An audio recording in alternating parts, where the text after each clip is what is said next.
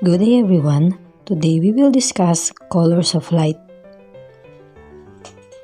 Okay, so what is light? Light is a kind of energy that can travel through space in a form of wave.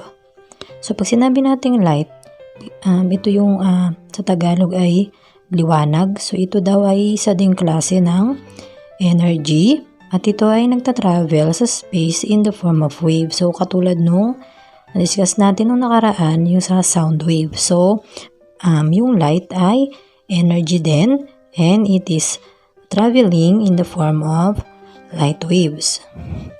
Light from the sun or flashlights looks white, but it is really a mixture of many colors. So, yung main source ng light dito sa Earth ay yung sun. And then, yung sunlight, usually ang tingin natin dito is color white. So, kaya tinatawag rin siyang white light. So, yung light na nanggagaling sa sun, pwede rin natin dong i-compare sa flashlight. So, yung liwanag ng flashlight. So, white din yun, di ba? But actually, hindi naman talaga simple color lang na white yung sunlight and yung flashlight kasi it is composed of different colors. So, paano nangyari na yung white light ay composed of different colors pala? The colors in white light are red, orange, yellow, green, blue, indigo, and violet. We highlight here the arrangement of colors of light as Roy-G Biv when dispersion happens. So, yung white light pala na nanggagaling sa liwanag ng araw o ng flashlight, ito ay binubuo ng 7 kulay. At iyon ay yung red, orange, yellow, green, blue, indigo, and violet. O yung acronym nito ay yung tinatawag nating Roy-G Biv. So, itong 7 colors na ito yung na-observe nating colors sa rainbow o sa baghari. How does white light form Roy-G Biv? So, paano bang nagkaroon ng 7 colors ang white light? Bakit mayroong napo-form na Roy-G Biv sa white light? Dispersion is a kind of refraction which provided us colors of light. This phenomenon is observed when white light passes through a prism. So, meron tayong tinatawag na process na dispersion. So, yung dispersion, ito ay refraction ng light kung saan nagkakaroon ng pagbabago sa speed ng light kapag ito ay dumadaan sa isang prism. So, ano ba yung prism? A prism is a transparent optical element with flat and polished surfaces that disperses light. So, yung prism daw, it is a kind of material na transparent, na ang mga sides nito or ang surface niya ay flat. At kapag dumaan dito yung liwanag, pwede itong mag-scatter o mag-disperse. Usually, a prism has a triangular base and rectangular sides. Prisms can be made from any transparent materials like glass, plastic, or fluorite. So, yung prism, so kahit anong material na transparent, na pwedeng daanan ng liwanag, katulad ng glass. So, yung drinking glass na ginagamit natin sa bahay, basta transparent siya, pwede siyang mag-act as prism. So, yung plastic din pwede, like yung sa pinaka-body ng ballpen ninyo. Okay, so kaya nga minsan kapag tinapat nyo sa liwanag yon, nakaka-form ng rainbow or Roy-G Biv yung light na nagpapass through dun sa lalagyan ng pinaka-ink ng ballpen. So, pwede nyo siyang i-classify din as prism. Water in a glass can also act as prism. It also breaks white light into constituent colors, namely red, orange, yellow, green, blue, indigo, and violet or yung Roy-G Biv. So, yung water din daw, dahil siya ay transparent, pwede rin daw siyang mag-act as prism. So, kapag yung water ay natamaan ng white light, kaya niyang i-disperse yung white light into 7 colors. So, paano yun nangyayari? Okay, you can see these colors when you look at a rainbow in our sky. A rainbow is caused by both the reflection and refraction of light in water droplets on the Earth's atmosphere. The water droplets serve as tiny prisms that refract, reflect, and disperse sunlight into spectrum of light appearing in the sky. So usually, di ba, ang rainbow ay nakikita natin after the rain.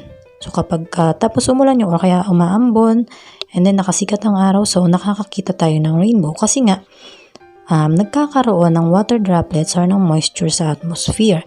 And then yung water droplets na yon, doon dadaan yung sunlight or yung light from the sun. So i-disperse ng water droplets yung 7 colors na yon.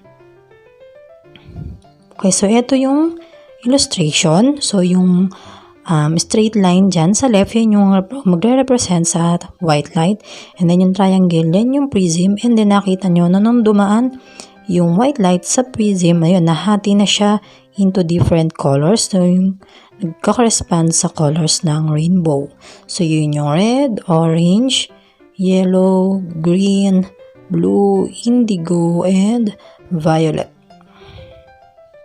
Okay, the colors of light or yung RGB, it is also called the spectrum. So yung 7 colors na yan, ang tawag sa kanya ay spectrum.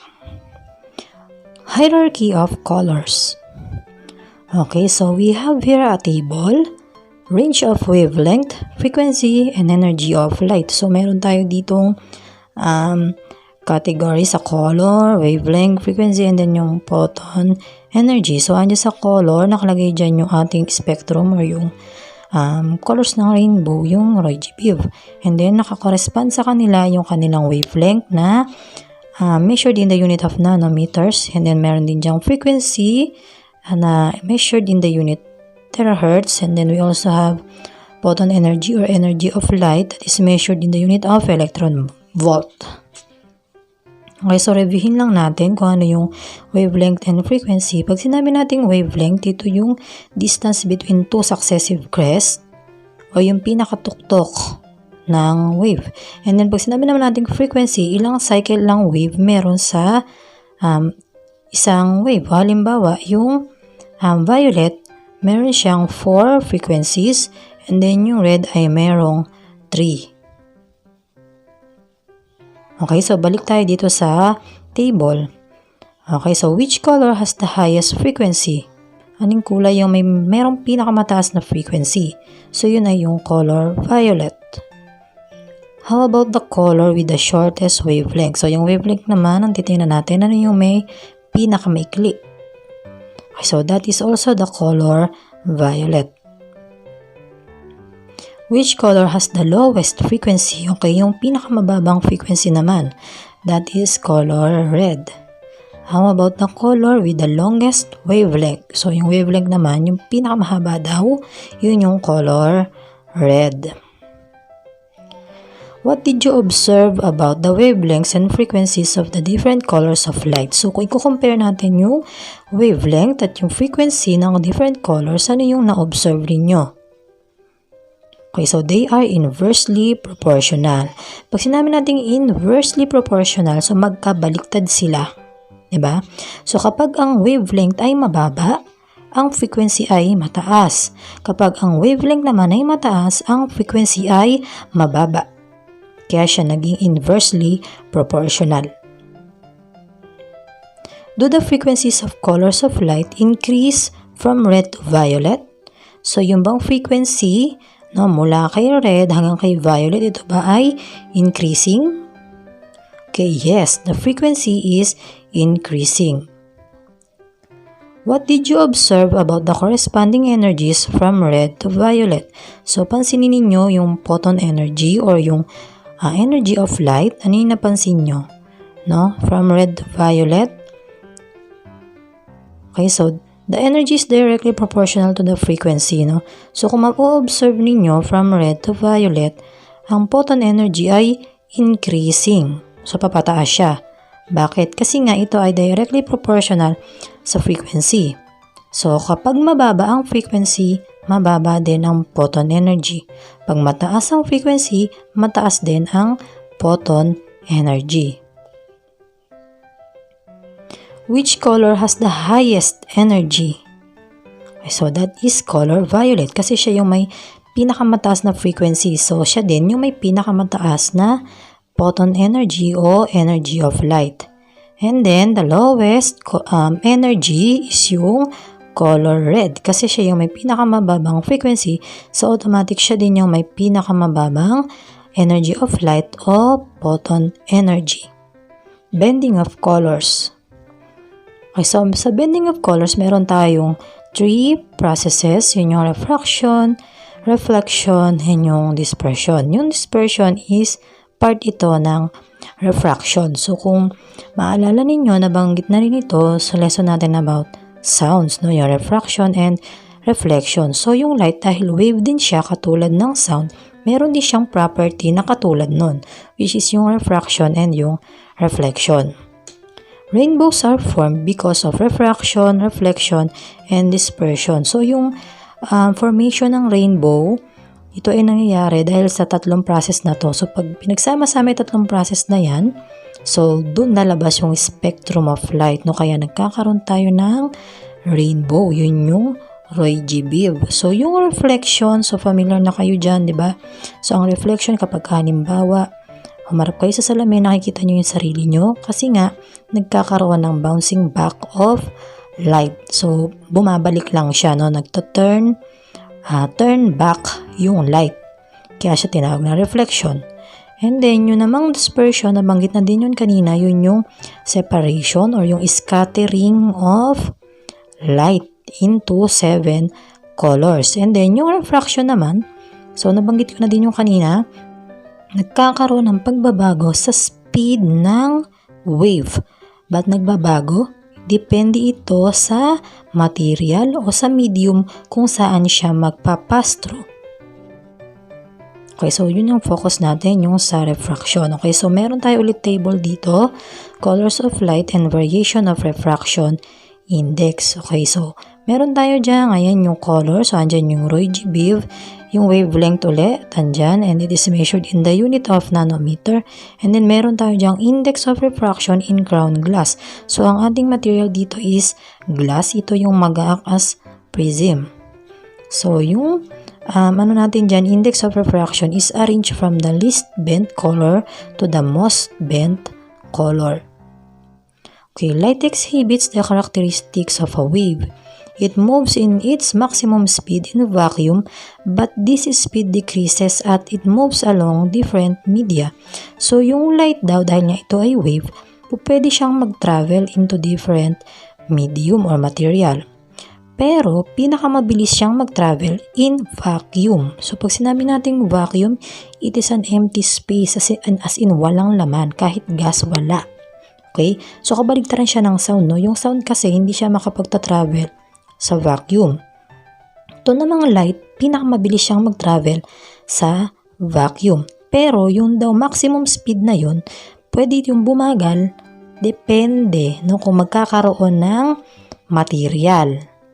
Okay? So kung magkakaroon ng medium, babagal siya, hindi siya magta-travel sa kanyang maximum speed. Okay, refraction is the bending of light when it travels from one medium to another. So, yun nababaluktot daw yung light wave. And pagka nangyari yun, nagkakaroon ng pagbabago sa speed ng light wave. The index of refraction of a material is a quantity that compares the speed of light in a material to its speed in a vacuum. So, comparison ito, no? Yung index of refraction, comparison ito ng speed ng light sa vacuum and sa ibang material or medium. Okay, so I have a simple exercise. So based sa data na nasa table, okay, titingnan nyo lang or i-identify nyo lang kung yung statement is true or false. Red has the greatest refractive index among the 7 colors. Okay, so tingnan nyo yung column ng index of refraction. Okay, so si red ba yung mayroong pinakamataas na refractive index?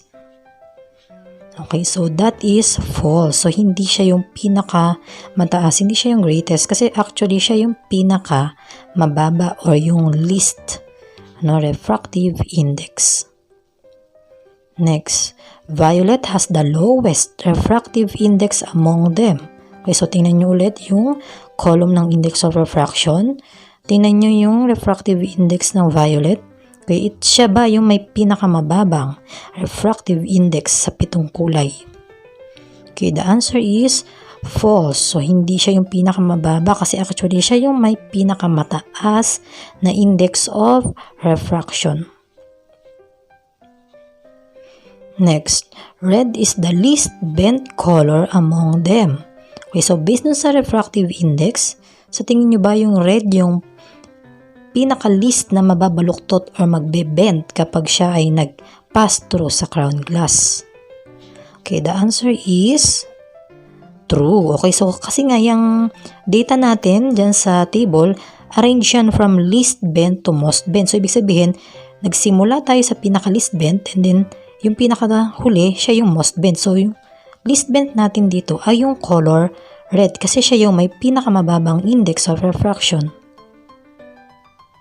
Violet is the most bent color among them. Okay, so yung violet daw ba yung pinaka-nababaluktot sa lahat ng kulay? Okay, the answer is also true. So, siya yung may pinakamataas na index of refraction. So, therefore, siya yung most bent na color. The greater the refractive index of color of light, the more bending is observed. So, pag daw ba mas mataas ang refractive index ng color ng light, mas mataas yung chance na magbe-bend siya. Okay, the answer is true. Okay, so mas mataas ang refractive index, mas mataas yung chance niya na mag-bend. The bending of the colors of white light depends on its refractive index. So, sabi ko nga din kanina, no? Pag mababa ang refractive index, mababa din or ang pagbe-bend ng light, ng color of light, is hindi ganun kabaluktot. Pero pag mas mataas ang refractive index niya, so mas nababaluktot siya.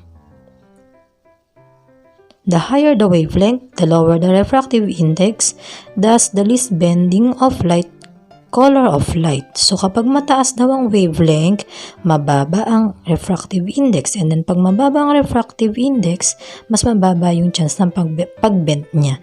Okay, so yung relationship ng wavelength at index of refraction is inversely proportional. Red bends the least because it has the longest wavelength. So, yung red, siya yung may pinakamataas na wavelength.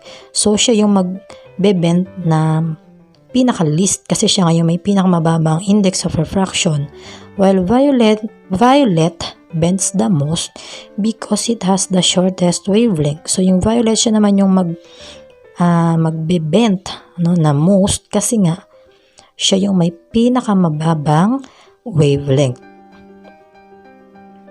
Okay, so ito yung illustration na yan. So, napakita ko na to kanina.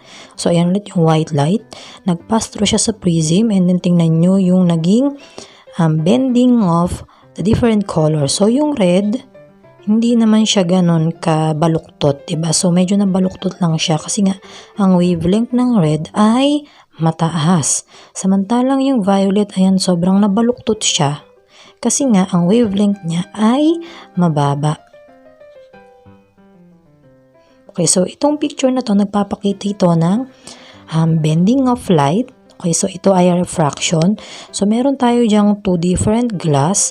So, yung isa, yung glass dun sa left side, kung mapapansin nyo, yung pencil na nakalagay ay diretso. Samantalang yung glass na nando sa right, yung pencil parang siyang nahati or nabaluktot. Okay, dun sa first glass, yung nasa left side, walang laman yung glass kundi yung pencil. So, nagkaroon lang dyan ng reflection of light, kasi ala namang other medium or material na dinaanan yung light bukod lang dun sa glass. Samantalang dito sa second glass natin yung nasa right side, so meron tayo ditong 2 media or materials. So, meron tayong water and then yung glass. Okay?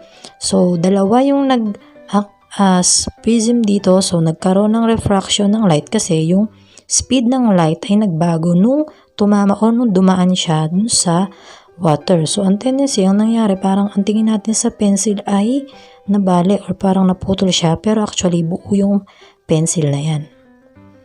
Okay, ganun din sa straw kapag sinusaw natin yung sa tubig. So, pag tinignan natin sa isang angulo, makikita natin na para siyang naputol, pero actually buo yan. So, yan ay refraction of light.